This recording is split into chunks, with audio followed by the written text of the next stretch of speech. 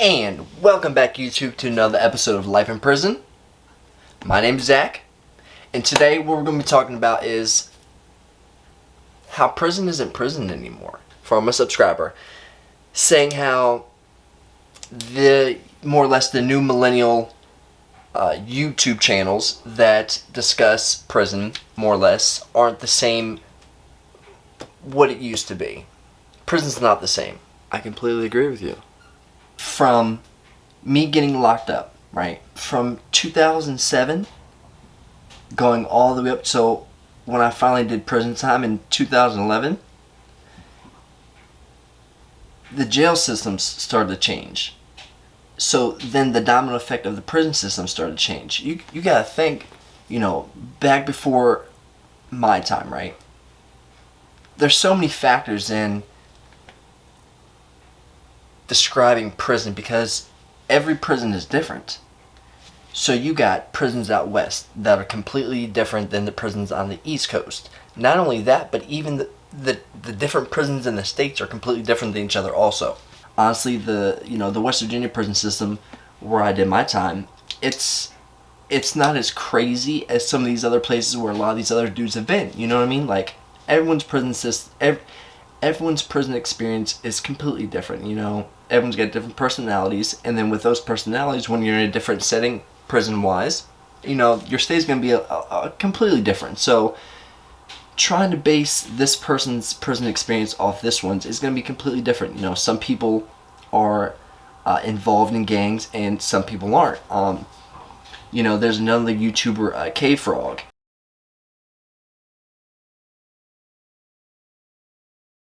Man, that dude, he's got hella footage. Like, I do believe he did a time down in Florida. This dude's got, he's got hella footage. Like, while he's in prison, hella footage, man. Like I said, the only time I'd ever seen a cell phone was one time being locked up, and that was in passing. You know what I mean? Like, certain places you can get away with stuff like that. Man, if we had cell phones up there, man, it would have been locked up raw for real. Like, they just did too many shakedowns, and it wasn't able to work. But that's a prime example. During the same time periods of people during this time, he was able to get away with things down there that we would have never been able to get away with things. A couple other dudes that are on this YouTube stuff, talking about prison, 23 and 1, 1090 Jake. These guys did prison in Virginia and time in Florida. Big Lance off the yard, he did, he a dog, he did time in Virginia also. From then, even starting till now, because I still got homeboys that's doing either life in prison or, they have years left. From the time that I left in 2016 till now, 2021, even now, shit has changed.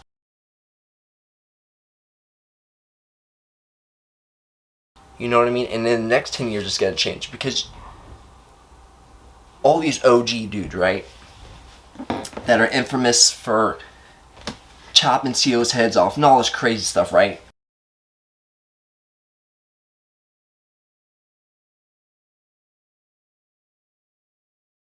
All these dudes is either dying off or they're either dying off, either getting out, or they laying down. And now it's the next generation, the 20, 30, 40, and 50-year-olds that's now sweeping through. You know what I'm saying? Like, prisons get more difficult classification level-wise. So when you classify as 1, which is you got open classification. You can go to work release camps, you can go to prison with no offense. You know what I'm saying? Those prisons, even in the state of West Virginia, are completely different than once your classification starts going up. People aren't doing a bunch of this crazy stuff. Like, you don't see a lot of stabbings, you don't see a lot of murders, you don't see a lot of riots. You got a lot of freedom, more or less. Like, that's where you see the cell phones. That's where you see, cornucopia of drugs. You know what I'm saying? You see a lot of other, guns and knives. Like, people are having these things because they can go out on the streets.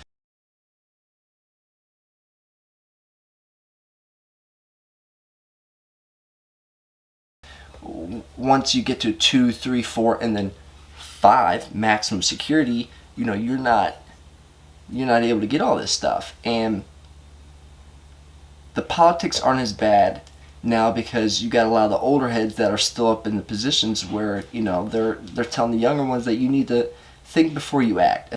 Every situation comes with a consequence.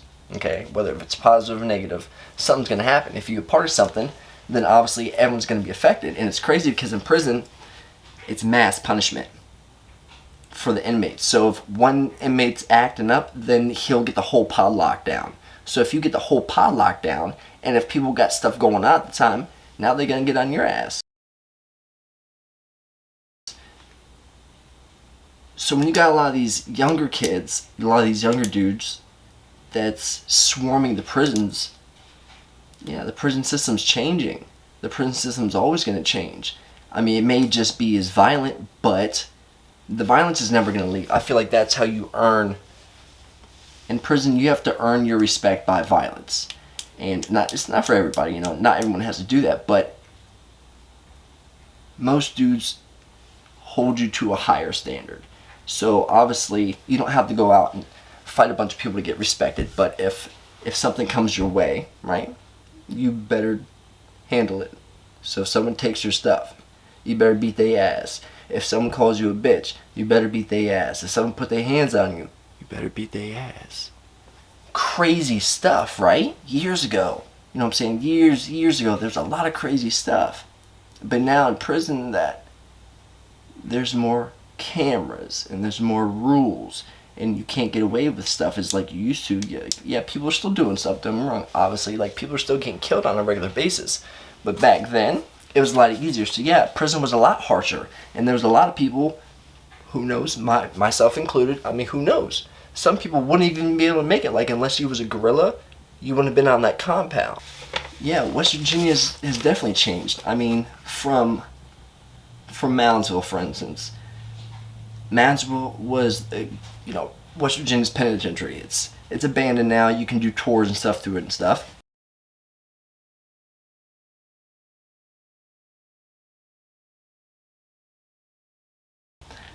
Back then, they still had the death penalty. They ended up shutting down, and they ended up shutting their doors in 1995, and that's when all those prisoners then moved over to Mount Olive. So they still had the death penalty in the electric chair, but West Virginia actually abolished capital murder in 1965, but before 1899.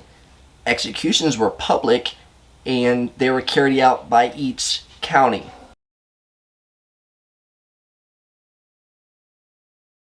More or less. Like, out there, you getting hung. Like, they killing you. Boom, right there. From the time that West Virginia had the death penalty, so between 1899 and 1959, there was approximately 94 inmates that were killed by the state. So legally, they killed 94 of these dudes. And Old Sparky, the electric chair they used to have at Moundsville, there's actually a list of names on the front of it of all the inmates that it had more or less taken their lives.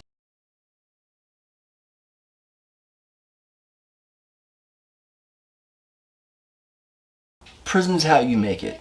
There's a lot of dudes, and there's what I don't get is, in prison, you can become anything. You can say anything you want. You can be anybody you want, and you can pretend like you was Pablo on the streets. You know what I'm saying? If people don't know you.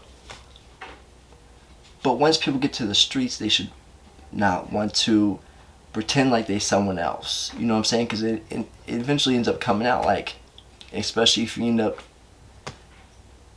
fucking with kids, like, you know what I'm saying? There's a couple of these YouTubers that have a lot of influence out there.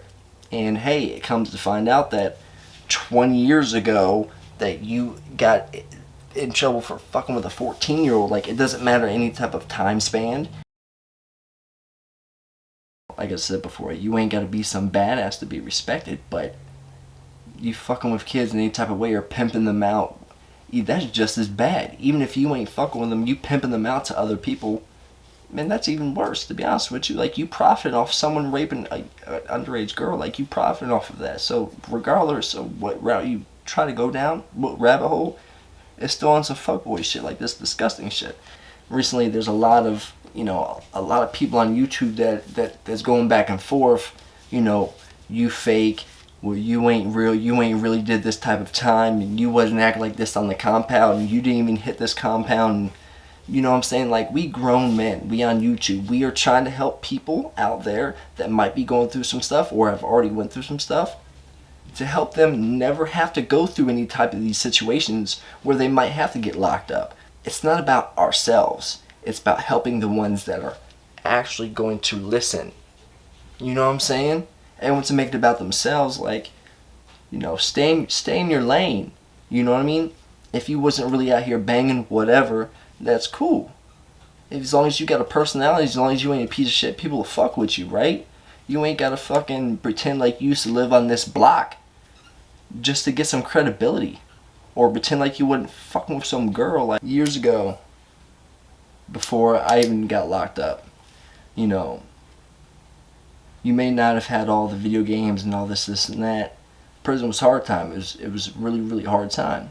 So now you gotta look at it. Why do you think people end up going back? Because prison is sweet. Like, when I tell you I had a blast in prison, I had some of the best years of my life in prison. Every prison I went to was maximum security. Never once did I ever check in. I always walked the compound. Every time. Now, I'm not saying that because I'm trying to sound like a badass, but what I'm saying is, you make prison how it is. And you can have fun. And that's what's wrong, though. Is people are seeing prison as easy time. So when they get out, they know what the other side is like. Shit, if I go back to prison, I'm straight. Jail's the hard time, to be honest with you. Like, for those who have ever went to jail and they're like, oh man, jail sucks, I could never go to prison. Like, jail's where you don't want to be at, because you have no movement. You can't go anywhere. You stuck on a pod all day with all these dudes. You can't do nothing at all.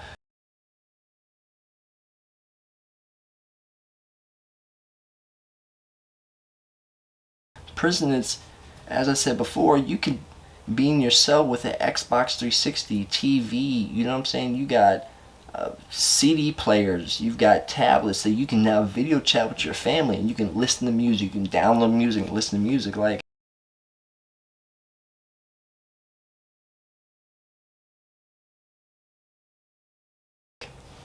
you can hold a job, you can make music, you know what I mean? You can go ahead and get your GED, you can take a bunch of classes and stuff. Like, prison is, it's easy. You got food right there. If you want to go down to the commissary, to the store, because in Mount Olive, unlike these other prisons where commissary is inside, in Mount Olive, it's like if you were to go to a convenience store, you walk in the block, you go up to the window, or you go in, right?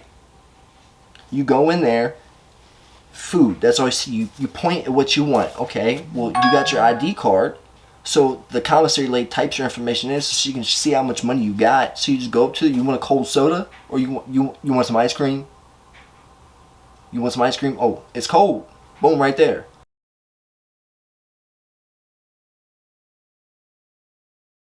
Go ahead and leave. Oh, you forgot a bag of chips? Turn around, come back in. You can spend $75 a week. You know what I'm saying? So as long as you don't pass that limit, then you good. You can keep going back and forth. You got the munchies? Oh, you just smoke a fat doobie on the yard, and now you got the schmunchies? Nigga, go get yourself a fucking Mountain Dew. You good. That's why people aren't worried about going back, because it's easy time. And unfortunately, as I said, whenever I've gotten in a position of power, I try to persuade my comrades, right, to use their minds. First, it's education and knowledge, and then everything goes from there. So whenever you do get back out on the streets, you're prepared to then go out, build yourself up out there with your family, so that the people that don't have the opportunity of going home, that's still stuck in prison, you need to do it for them, because they'll never be able to go home. Do it for your kids, for your wife, for your loved ones. Do it for yourself. Stay out. There's been too many times where I've had close homeboys, get locked back up, and they may never get out. So, for instance,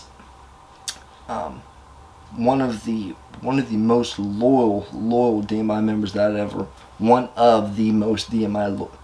I've ever met, Gigi.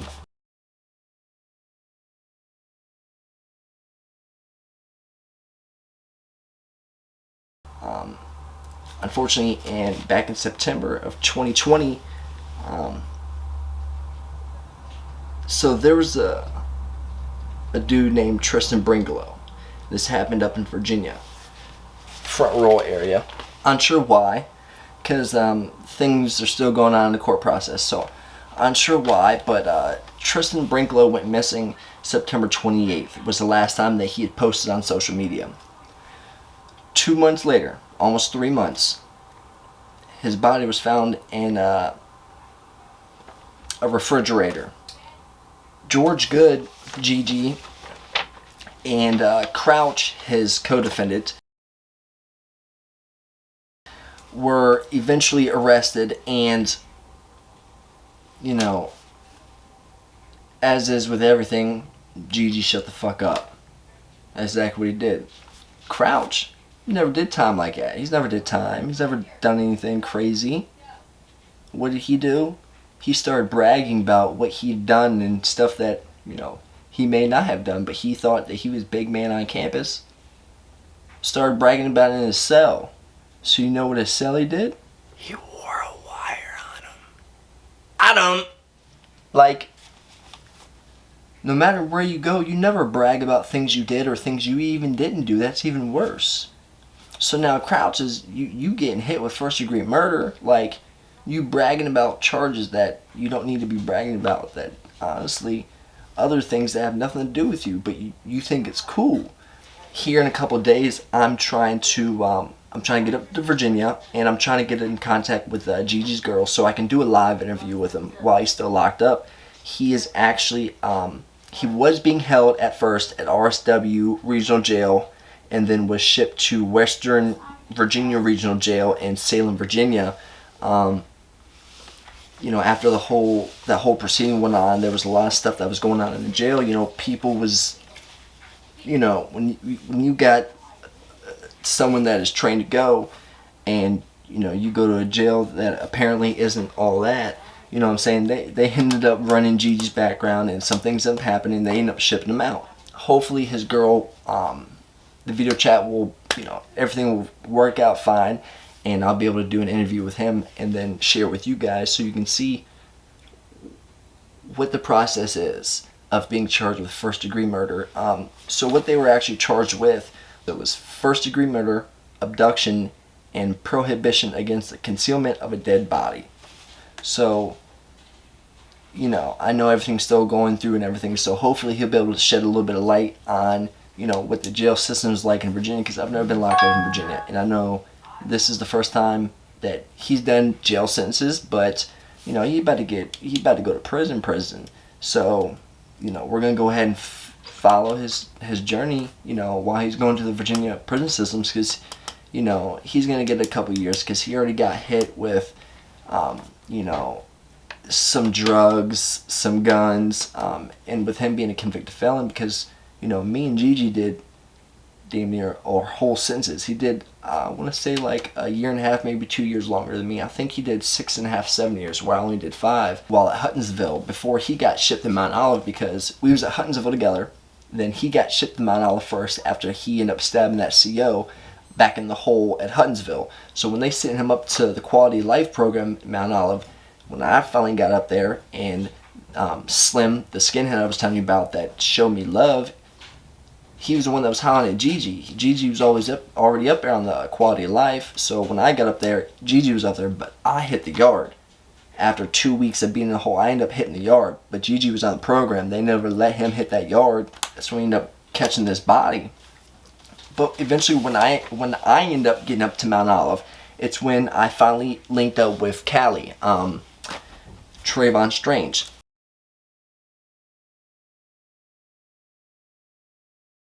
So, at the time, in 2014, Callie was 20. This happened in Bluefield. The dude they got shot was a dude named Stephen Rhodes. That apparently, dude had made a comment, a sexual. Dude had made a few sexual comments about Callie's underage relative, and I guess that had started an argument, and some things were said later on that day. Stephen Rhodes had been shot once behind the ear and the back of the head, where later he lived, right? He ended up living, but Callie was arrested a few hours later, right? So at first he was charged with malicious wounding, but later that night, Stephen ended up dying at the hospital, so then Callie got charged with first-degree murder. He's only got a couple years left, and he'll be eligible for parole. But unfortunately, even when you got a 15-year sentence, right, it's hard not catching write-ups. Some of these COs, especially up at Mount Olive, with them being fucking racist and fucking with the Nazi dudes, like places like that, if you're a black inmate, they really do fuck with you. Like, and it's not just people saying, "Oh man, they messing with me for no reason. I wouldn't do anything," even though most of the time people are doing a fuck ton of stuff they should not be doing. Up there, you could be walking down the hallway, or them just go in your cell, see some stuff like you got more than 2 ink pens, you wrote up. You've got 2 IDs. I would say that's one of the most fucking retarded things I've ever been wrote up with, is having 2 IDs.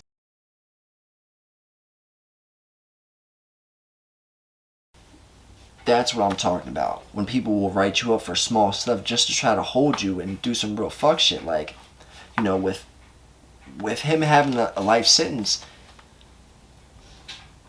you don't want to get any write-ups if you can.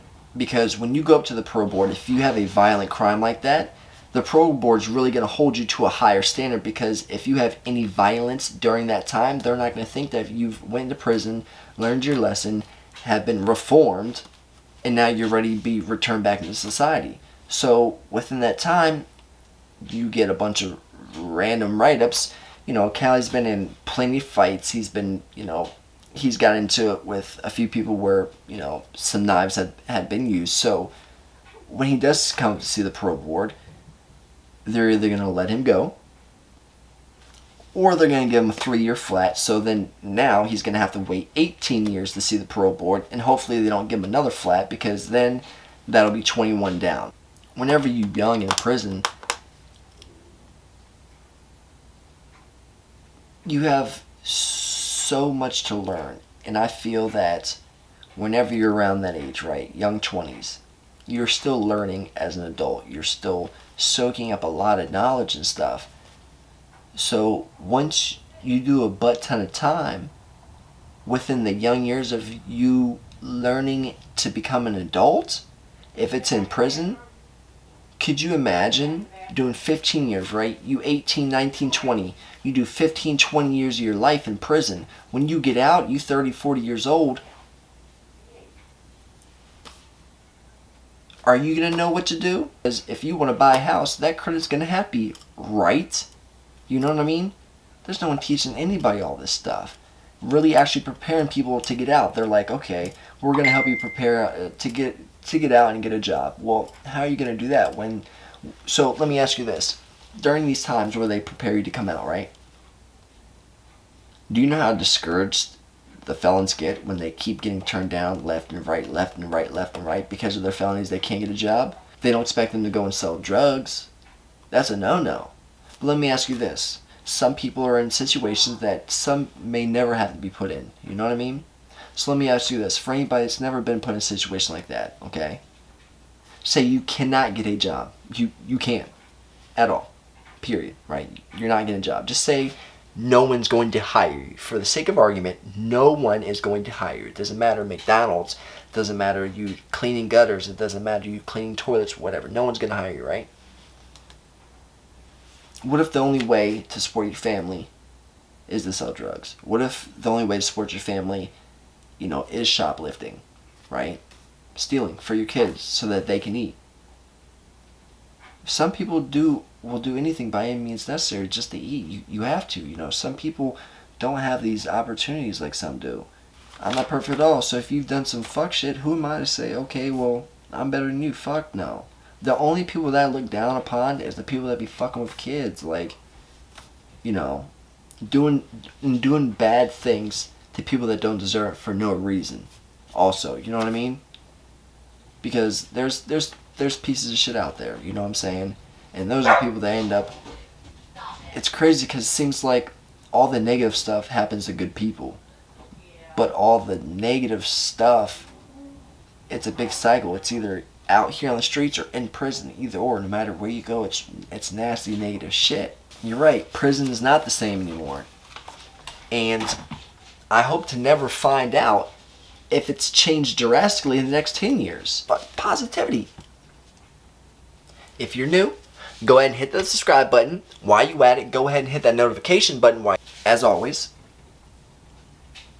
I send my utmost love, loyalty, and respect. I hope you guys had a good Thanksgiving. I hope you guys have a good holiday, because you know Christmas is upon us.